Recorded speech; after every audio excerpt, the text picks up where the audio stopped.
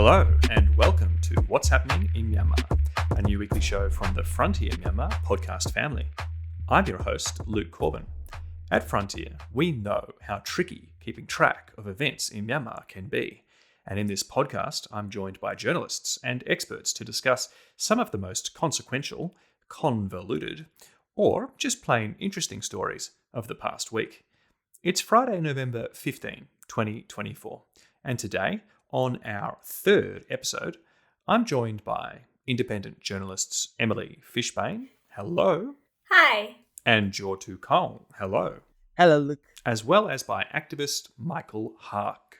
Great, I'm so excited to be here. Thanks for having me. Now first, we'll quickly go over some of the week's other news before hearing from our guests.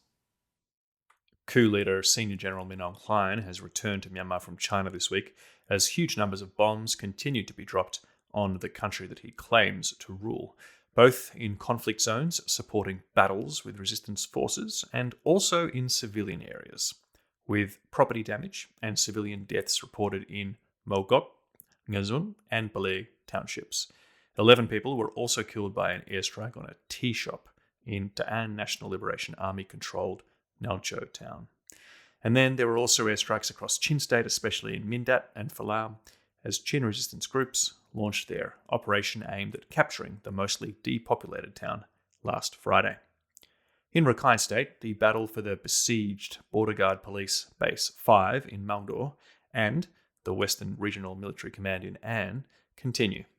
Information is difficult to confirm, but this week it appears hundreds of military troops and their families surrendered to the Arakan Army in An, and the military launched a major paratroop assault to retake a battalion base in the town. Finally, a military helicopter flying in formation towards An was fired upon by the Arakan Army, damaged and forced to return to Magway region. Then there was a dramatic shootout in a bar in Monyin town of Kachin State on Tuesday that led to the deaths of civilians, pro-military Shani nationalities army personnel, and at least one member of the Kachin People's Defence Force. And now, onto our main topics. Last week on the show, you may remember we spoke with international relations scholar Hunter Marston about any likely changes in US foreign policy once Donald Trump takes the presidency in January. Hunter signaled that if the Republicans gained control of the House of Representatives, there could be progress on implementing some parts of the Burma Act. If you didn't hear that episode, go back and give it a listen. Then, just 8 hours ago, it was confirmed definitively that the Republicans have taken the House. And our guest today, Mike Haack, was a key organiser that helped the Act get up in the very beginning. And he's here to remind us what's been done through the Act so far and provide an alternative view on its prospects under Trump's House. So Mike, speaking from the US, do you expect considerable action on the Burma Act in 2025 from Republican control of the House? In short, no. I do see some possibility for movement on the Burma Act. I don't think it would come from the fact that the Republicans now control the House. Like Gregory Meeks, who is now the ranking, will be the ranking member, was the chair of House Foreign Affairs, who is a Democrat, was the one who initially really pushed the act through the House. And we never actually had too much trouble in the House. It was bipartisan in the House. Both parties pushed it and were behind it. But the House was never a problem when it came to passing the Burma Act. The House has been a problem when it comes to funding the Burma Act. And unfortunately, I mean, the Republicans and particularly the Republicans under Donald Trump are they don't want to spend a whole ton of money on humanitarian related bills. If I was to look for more hope, I would maybe look at the fact that Marco Rubio is likely to be Secretary of State. His staff, at least one of them that used to work for IRI, which anyone who knows Burma knows is like pretty active in funding various initiatives on the ground in Burma. And so, I think that might lead to more Burma funding and certain things along the lines of the kind of stuff that the International Republican Institute does. That's where, if I was to point the figure of like some kind of change from the previous government, maybe it'd be there, but it's gonna really quickly run into financial constraints. I mean, it's going to be the State Department and USAID that's in charge of funding these things. And I mean, all evidence is the Republicans are going to try and have really deep cuts to the sort of diplomatic efforts and humanitarian efforts. So another thing that I think will have a big effect on U.S. Burma policy is refugees. I mean, it seems like we're going to take way fewer. By the end of the last Trump administration, we're taking zero. And as everyone follows Burma probably knows, the diaspora is funding a lot of things that are happening on the ground, a lot of things related to the revolution, the Civil War, whatever you want to call it. And so I think that's going to be interfered with. And if you're here, particularly under the TPS program, JD Vance was pretty clear that he wants that cut. JD Vance, the incoming vice president. The reason for that is you might remember during the debates, Donald Trump said that there are Haitian refugees who are eating their neighbors' cats and dogs. That was referring to this program TPS, which then JD Vance vowed to cut, eliminate. And it's around 2,000 Burmese in the US on that. There's a lot more Burmese in the US on the refugee program, and there were going to be a lot more coming had there been a Harris administration. But I think you're likely to see like major roadblocks, if not the whole program cut. And that again is a funding stream for the revolution. And so that's where I would watch. Um, there already have been some changes to US Burma policy because of the Burma Act. One being I think the MOGE sanctions did come out of the Burma Act. At least it was a major impetus to get that done. It also increases in cross-border aid and increases in sort of aid toward local governance, which was sort of outlined in the Burma Act. Um, I expect that to continue, maybe at lower levels if there's less funding. We'll have to see. Um, that requires cooperation with our allies in Asia. MOG sanctions would have never happened if it wasn't for like very close diplomatic engagement with Singapore. The cross-border aid with Thailand is contingent on Thailand letting us do it. If we're in some kind of intense trade war, and that sucks up all the energy, that's likely to be bad for those programs, as is like refugees who may have been being resettled from Bangladesh or Thailand, again, requires the cooperation of those countries. So I fear that if Trump does go forward with a lot of what he said he will, with the large tariffs and getting into trade disputes, kind of sort of remaking the global order, that it will anger a lot of our allies and make it harder to cooperate with them. The U.S. can't do the kind of things that the Burma Act outlines on its own. Well, Mike, that is a very sobering take. If we focus in a little bit on the refugee part of what you've said, you're referring to people potentially not being resettled when they thought they would have been under a Harris administration. And we've seen that a little bit reported in the media already. But you're also saying that Burmese people inside the United States on TPS, which is temporary protection status, could face deportation under a Trump administration. Is that what you're actually saying? Yes, it will absolutely affect Burmese people currently living in the United States, I think for a number of reasons. One is anyone who's lived abroad knows how easy it is to violate a visa. I mean, I lived abroad for 6 years. I violated visas plenty of times. And so I think a lot of people just forget how easy it is to violate a visa. And so a lot of Burmese who are here maybe accidentally overstay their visas. They have other trouble. I mean, they are now liable for deportation. Two, like most Burmese refugees, they work in chicken factories or other meat packing factories. Those places are going to be raided. I mean, that's where the raiding happens. The raids happen where low income people live because there's often very many undocumented people there. I was out in a pork factory out in Iowa, and it was a lot of undocumented migrants working there alongside Burmese refugees. Are you gonna tell me ICE isn't gonna raid that pork plant or similar pork plants? I mean, they absolutely will raid those places. So I do expect there will be disruptions to yeah, to Burmese community. I mean, I don't expect this to be particularly good. I mean, everybody believes that they're the good immigrant and that they won't be affected. And I've seen this in not just the Burmese community, a lot of communities, but you know, an illegal migrant is somebody whose visa is not up to date. Yeah, that's right. I think anyone who's traveled has broken visa conditions at some point, and it's important to be empathetic about that. But last question, let's switch gears here. Going back to the big policy picture, the Republicans control the House, the Senate, and the presidency.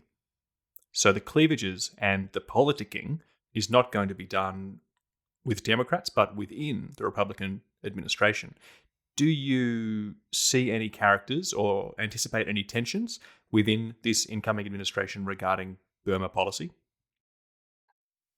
I mean, I think it's going to be interesting to see the tension between the people like Marco Rubio and the people who don't believe that America should be as active in the world, because both of those are will be represented um in this Trump administration. It was similar in the previous Trump administration, but I think even more pronounced here. I think a lot of people who voted for him thought they were voting for a United States that is less active in the world. Rubio's a bit of a surprise to me for that reason, that he would have appointed him. So I think there's going to be a lot of tension there. There's going to be a lot of tension between people who want to counter China and people who want to cut funding for diplomacy and aid. And so, I mean, I expect that just means more for DoD, less for state, less for USAID. DoD, being the Department of Defense, has never had a particularly active role in Burma, and I don't expect it to. I think the best case scenario, that the ambassador from the previous Trump administration described Trump's policy as benign neglect, and so we might have that, which would mean just sort of continuing the current levels of funding and the current programs. But I think it's probably the best you could hope for. Thank you, Mike. Well, that is at least better than malevolent neglect. Now, changing gears, I'm going to take a quick minute out of the show to tell you, the listener, about Frontier Myanmar's other weekly podcast, Do Atan, which means Our Voice. It's focused on human rights issues in Myanmar, produced in both English and Burmese, and this week's episode is about what's going on in Loikor and the decisions displaced people must make about taking the army's inducements and returning home. You can find it on all the normal platforms and the Frontier website. Now back to the show for our next topic. As translated in the Frontier Myanmar Media Monitor on Wednesday, fuel prices are rising in Kachin State, and other commodity shortages are also affecting residents, being caused by blockages on the main road from the south up into Myitkyina, and compounded by the ongoing closures of Chinese border gates in the state. Most of these border crossings have been closed for nearly a month, and there appears to be a sort of standoff going on between the Kachin Independence Army and Chinese authorities about which gates should be open and in which direction. The closures are directly related to the Myanmar military's, and of course its allies, constant losses in border regions, including losing Chipwe and Tsolo townships to the KIA. This area, also called Kachin Special Region 1 by the military, is the source of regular exports of rare earths over the nearby land border to China, where they are manufactured into consumer goods and vehicles, and also exported as refined rare earths on to other countries. We'll be talking about that, but elsewhere in Kachin State, a major battle has taken place in an urban area, the siege of the Lucky Men Hotel. Last week, Frontier Myanmar published a feature story about the events that killed at least 30 people at and around the hotel and displaced thousands. That story was written by Pan Jabrang, Zhao Miet Ong, and two of our guests today, Emily Fishbein and Jo Tu Kong. The hotel is near the Pakant jade mines that are hotly contested between the Myanmar military and the Kachin Independence Army. Pakant is usually known for its deadly landslides in the mining pits, where fossickers search through unstable tailings. And just this week, there was yet another landslide, with up to a dozen people still missing. But the siege of the Lucky Men Hotel has thrust Pakant into the spotlight for different reasons. So let's start with you, Jo. What is the status quo in Pakant with an emboldened KIA? and a weakened Myanmar military since the 2021 coup? And then, what happened at the Lucky Men Hotel? Yeah, I think I can start first. I will be speaking with the two caps. I'm freelance journalist from the community. So some of the perspective might be from my individual perspective as a community member of the Kachin community, and some of the perspective might be from my professionalisms, right, as a freelance journalist. Right now in the Pakan situation, as Luke, as you have stated, right, the militarizations in Pakan is rampant since the coup. The resume war started in the Kachin state since 2011, but this war intensifying after the military coup, failed state coup in 2021. Especially Pakan, as the Pakan region is kind of both these arms organizations and then others, not only two organizations, not only KIO and not only the Myanmar military junta, but also other anti-armed resistance group are getting resources from the jade mining industries. According to Global Witness reports, there are many armed actors involved in that industries and then receiving benefit from that industry. But what happened now is KIO also tried to cut off that resources from the military junta. The same things, military junta using the same tactics to cut off KIO from that resources, because both of them are need funds, resources to continue the war. And a recent crisis in the Lucky Men Hotel, that is a public area, and there are the people, civilians, and business people are living in that place. But that place was all in sudden raided by the military junta. So it's like a kind of hostage crisis. They're trying to hostage many people. I mean, I think, according to our reports, around more than 50 people are being like a hostage in that place. They are civilians. And the military propaganda media also mentioned about that. They also, capture some of the individuals who work with the KIA or KIA personnel. But the KIO informations and news in charge person, Colonel Nobu. What Colonel said that it's not true, and there are the people from the KPDF. A number of the people who work with the KPDF are being arrested at that rate. But these people are being hostage for weeks, and some of the local people reported that hostages are being released group by group, and because of that, that area was bombarded by the military junta. So they are just trying to use that the air force to bombarding around in the residential area. 300 households has been burned down because of that military bombardments.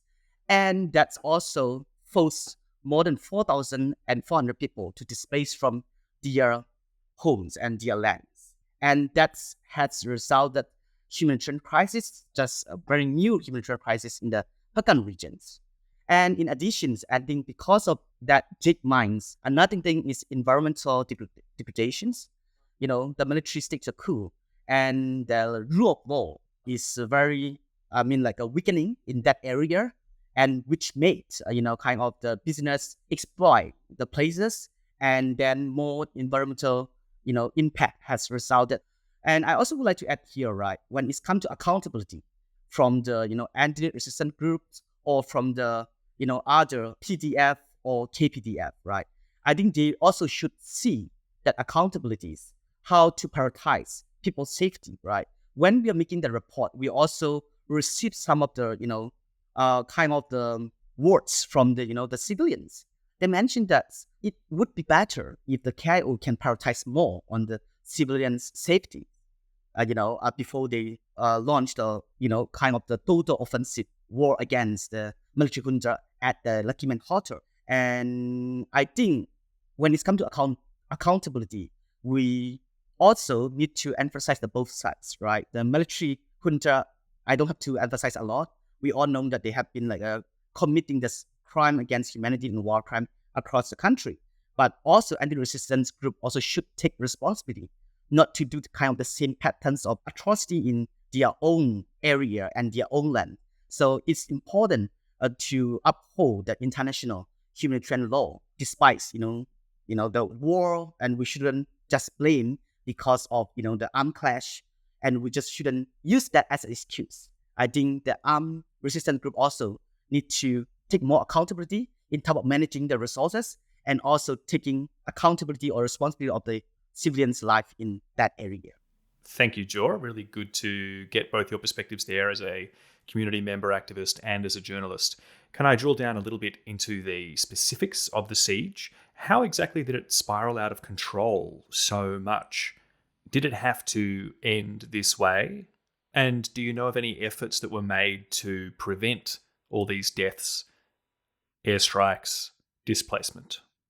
So before that, the KIO has overrun a number of military strategic posts in Kachin region. What we heard from the people that we interviewed, they said militaries trying to patrol around the area to find their kind of outposts for their strategic posts in the Kachin, and they are looking for the places. And we did interview with the Colonel Nobu, and Colonel Nobu mentioned that initially they raided the hotel, and then KIO trying to negotiate with the military junta through the PCG, Peace Creation Group in Myanmar, which includes one of the Kachin Thailand, Yup Sao Kong, and another person is also the businessman, Lamai Gomjer. Yup Sao Kong individually went to the place and negotiate. During the negotiations, military, they agreed to withdraw, and they said they will wait the enforcement to fetch them up from the place for withdrawing process. But once the enforcement sections went into the hotel, they refused to withdraw from the place. And that's resulted the spiral of the armed clash in that area. And it takes almost a month. And the KIO information and news in church mentioned that they said there is no other way for them to get rid of the military from that place. So they have to use the force to rid of the military from the Lucky Men Hotel. And according to our report, we learned that around 30 people died. Maybe I'll add in a few things as well, if that's okay. So I guess just to start, one big challenge with covering this story is that, like many parts of Myanmar, it's an internet shutdown area. And not only that, but even phone access is very limited. So even getting in touch with sources and confirming details about what happened is very hard. And then another challenge is that in an armed conflict situation, it's hard to find sources who are willing to speak. And then when we do, some of them are not direct eyewitnesses. And so to get to that threshold of certainty is very, very challenging in this sort of a case. However, we were able to partner with Myanmar Witness and with Nathan Ruser, who also does open source analysis. And they were able to look at satellite images, to look at photos, to look at videos, and to confirm some details in terms of how many houses burned down, when those houses burned down, some of the civilian casualties, some videos of people being, held with their hands tied up in front of the hotel and behind the hotel. But as far as the details of how those people were killed, why their hands were tied up, who was tying up their hands, we can only, speculate on a lot of that. And that was very challenging in this case. And those challenges are what make your reporting and your colleagues' reporting so incredibly valuable. So keep up the great work. On that note, you are both also working on another 2 Frontier features with another colleague about the KIA's victories, aforementioned, in Special Region 1, which will hopefully be out on the Frontier website before the next episode of What's Happening in Myanmar. So, Emily, let's keep talking with you. What's happening in Special Region 1? So the Kachin Independence Army launched an attack on Special Region 1, which is a territory that is known for its rare earth mining, and it's located on Kachin State's border with China's Yunnan province. Until recently, it was controlled by a border guard force under military command, as well as a militia affiliated with that border guard force, and was most commonly known as the area controlled by Zakung Tingying, who is a Kachin warlord who formerly ran the New Democratic Army Kachin. The KIA attacked the area starting in June and then paused the attacks, and then it picked up again around September. And from September until now, it's rapidly taken over most of the area. We wrote 2 articles, and the first one is looking at what are the reasons, some of the reasons that attack may have happened, as well as what are the implications for the rare earth mining industry in that area. And then the second piece will look at some of the other contextual factors, including ethnic dynamics in that area within Kachin society. Well, they both sound great. I think I have a question now. It's probably covered in your second feature. It seems that many parts of the border guard force that were in control of Special Region 1 gave up without much of a fight. And there's even photos on social media of the KIA being given a hero's welcome in some parts of the region. So what are the politics at play here in this unique corner of the country? How close were or are the KIA with this BGF? And how seamless is the transfer of power likely to be? So they were on opposing sides of the conflict. So if we go back and look at the history, Sukung Tingying, who's the head of that area, his official title is chairman of Special Region 1. He was formerly a part of the KIO, and back in 1968, he left the KIO and formed his own unit, which joined up with the Communist Party of Burma. When the Communist Party of Burma collapsed in 1989, he formed his own armed group, which was called the New Democratic Army Kachin. And then in 2009, that group was the first armed group in Myanmar to come under the military's command as a border guard force. So since that time, that area has been more or less under the military, but it's also operated as an autonomous region, basically focusing on business. So it was a very big player in the logging industry and made a lot of money off of logging. Right around the time when the logging was starting to fade because of overlogging, China started looking for new places to mine rare earth, and so started shifting the mining operations into Myanmar. So the NDAK, or the former NDAK, the BGF, was essentially a business organization that was focusing on these industries in that area, but it wasn't a fighting force, and it wasn't, fighting a revolution the same way the KIA identifies as a revolutionary organization. So when it came under attack, it didn't have, trained forces to be fighting against this well-armed and well-trained group like the KIA. And so as far as we heard, the BGF's leaders, a lot of them, they disappeared. They either fled or they went into hiding, and that left these, the basic fighters more or less stranded. And so from what we heard from our local sources, some of them changed into civilian clothes and basically tried to blend back into the civilian population and didn't really fight at all, didn't fight back. They had already given up more or less before the attack even started. In addition to that, right, I think it's also like people, right, why they are supporting Sukung and why they are supporting KIA. And according to some of our resources, they also mentioned that some of them are just receiving salary from, Sukung. So, they are paid to do the work. So when kind of their high positionings are running away, the lower, subordinates are just giving up their arms. And they definitely do run away. Because they do the work because of the money. But on the other side, people are fighting against the military junta and its associates, like a malicious group, because they believe and they value about the political systems and the value of patriotism and democracy. So that is a big difference from the people who work for the the malicious group and for people who get involved in that revolutions.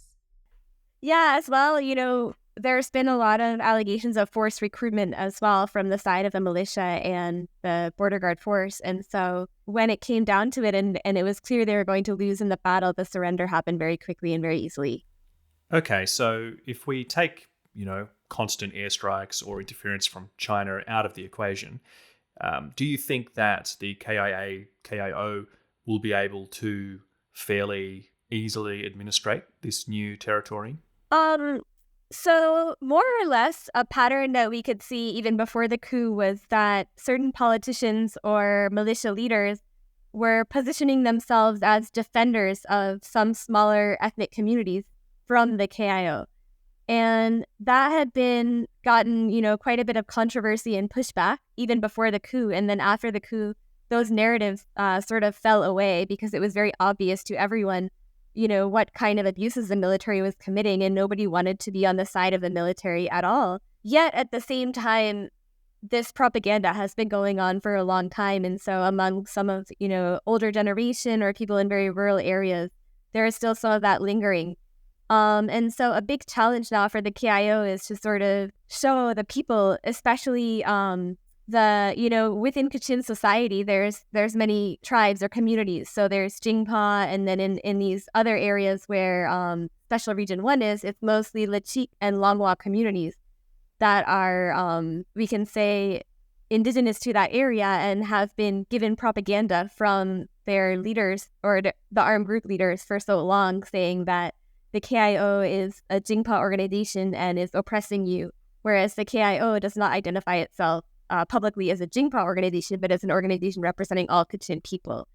And so there is a lot of that still needs to be worked out in terms of how the KIO will show to these communities that it represents all of them.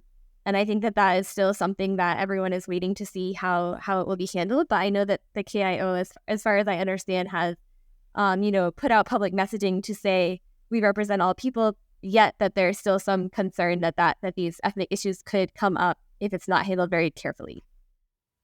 Well, that's a dynamic that we'll all be paying attention to. Thank you for that. Now shifting from people to the stuff in the ground, to this rare earth. Obviously, the rare earth exports to China are really important for this warlord who has fled, but how important are they to China? China's a huge country.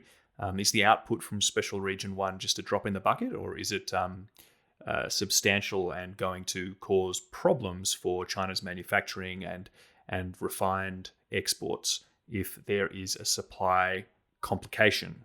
What do we think the stakes are in the change of administration in the region from an economic point of view? Well, I think the first thing to point out is that all of these mines are illicit, so nobody really knows exactly, the extent of the mining that's happening, but it's more or less estimates based on customs data that shows, that rare earth is moving, as well as satellite imagery of the mine. So piecing that together, it is more or less assumed that Myanmar is one of the largest suppliers to China of rare earths, and then China is then the largest exporter of rare earths globally.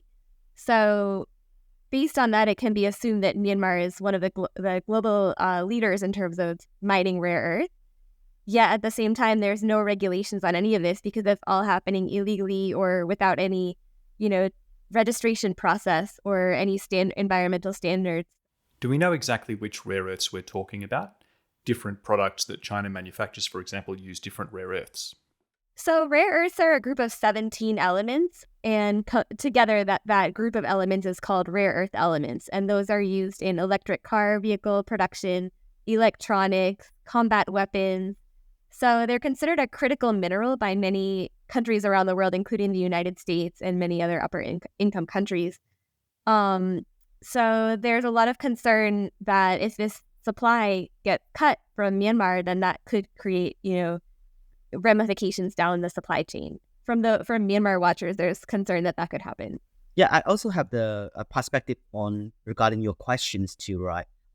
In Myanmar sides, they just try to extract this raw material, and they just trying to split the raw material from the other unnecessary materials, and they pack it up. And all the refinery processes is happening in China. And then the extraction process, right? The technicians are from China. So these local people, they don't really have much knowledge on it. And they don't really know, even what kind of elements in that, particular rare earths, right? So as I mentioned, that China is controlling a lot on even in terms of, refining and all the technology parts and even the extractions. So I think it's a very, very difficult for us to, as a local reporter, right, for us to get all this kind of information.